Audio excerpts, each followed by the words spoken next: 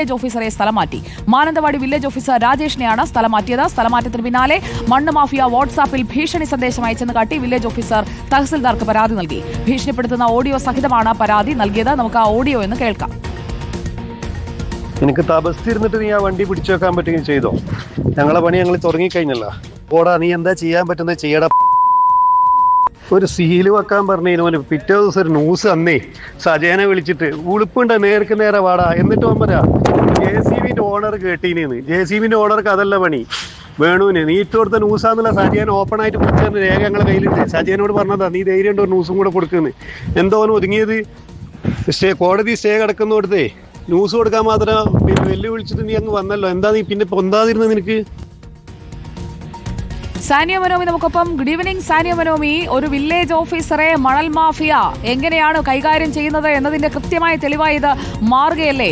രാജേഷിനെ സ്ഥലം മാറ്റുന്നു, നടപടിയെടുക്കാൻ അങ്ങനെയാണെങ്കിൽ പിന്നെ ഏത് സർക്കാർ ഉദ്യോഗസ്ഥനാണ് തയ്യാറാവുക സാനിയോ? അതാണ് അതിൻ്റെ ഏറ്റവും പ്രധാനപ്പെട്ട ചോദ്യം. അതായത് ഈ രാജേഷ് വള്ളിയൂർക്കാവിലുള്ള ഒരു വയൽ നികത്തലുമായി ബന്ധപ്പെട്ടാണ് ഇടപെട്ടത്. വയൽ നികത്തലിനെതിരെ അദ്ദേഹം ശബ്ദിച്ചു. മാത്രവുമല്ല അവിടെയുള്ള JCB അടക്കം പിടിച്ചെടുക്കുകയും ചെയ്തു.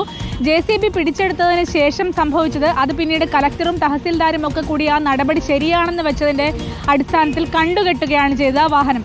പക്ഷെ പിന്നീട് ഈ ഇദ്ദേഹത്തിന് രാജേഷിന് തുടർച്ചയായി വാട്സാപ്പിൽ ഇങ്ങനെ പലതരത്തിലുള്ള ഭീഷണി സന്ദേശങ്ങൾ വന്നുകൊണ്ടിരിക്കുകയാണ്.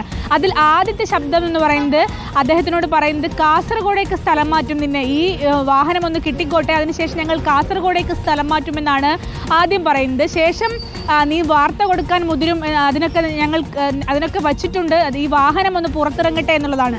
ഇപ്പോൾ ആ വാഹനം പുറത്തിറങ്ങാൻ വേണ്ടി അവർ ഹൈക്കോടതിയിൽ വേറെ കേസുമായി പോയിരിക്കുകയാണ്. അതായത് ഈ വാഹനത്തിൻ്റെ 3 ഇരട്ടി കൊടുത്താൽ മാത്രമേ വാഹനം കണ്ടുകെട്ടിയ വാഹനം തിരിച്ചു കിട്ടുകയുള്ളൂ എന്നാണ് നിയമം. അങ്ങനെ ആ ഒരു കേസ് മറ്റൊരിടത്തിൽ നടക്കുന്നുമുണ്ട്. പക്ഷേ അപ്പോഴൊക്കെയും ഈ ഉദ്യോഗസ്ഥനെ ഭീഷണിപ്പെടുത്തിക്കൊണ്ടിരിക്കുകയാണ്. നിന്നെ ഞങ്ങൾ തന്നെയാണ് സ്ഥലം മാറ്റിയതെന്ന് പറയുന്ന ഓഡിയോയും അതിലുണ്ട്. കൂടാതെ കാസർഗോഡേക്ക് സ്ഥലം മാറ്റുമെന്ന് പറയുന്ന ഓഡിയോയുമുണ്ട്. ഇങ്ങനെ ഉദ്യോഗസ്ഥരെയൊക്കെ ഭീഷണിപ്പെടുത്തിയാൽ, മണൽ മാഫിയയൊക്കെ ഇതിന് മുതിർന്നാൽ, അല്ലെങ്കിൽ അവരുടെയൊക്കെ ചെൽപ്പടിക്കാണ് ഈ സ്ഥലം മാറ്റം അടക്കം നടക്കുന്നതെങ്കിൽ ആരാണ്, സുജയ് ചോദിച്ചതുപോലെ ആരാണ് ഇത്തരത്തിൽ നടപടിക്ക് മുതിരുക എന്നുള്ള ചോദ്യം പ്രധാനപ്പെട്ടത് തന്നെയാണ്. ഏതായാലും ഈ ഉദ്യോഗസ്ഥൻ രാജേഷ് ഇപ്പോൾ ഈ ശബ്ദ സന്ദേശം അടക്കം വെച്ചുകൊണ്ട് തഹസിൽദാർക്ക് പരാതി കൊടുത്തിരിക്കുകയാണ്. ഓക്കെ സാനിയ മനോമി, ഈ ഉദ്യോഗസ്ഥർക്കെതിരെ ഇങ്ങനെയൊക്കെ നടപടിയെടുക്കാൻ തുടങ്ങിക്കഴിഞ്ഞാൽ പിന്നെ അവരെങ്ങനെയാണ് പേടിച്ച് മിണ്ടാതിരിക്കണം എന്നതാണോ സംവിധാനം ഉദ്ദേശിക്കുന്നത്? സർക്കാരിനോടുള്ള ചോദ്യമാണ്.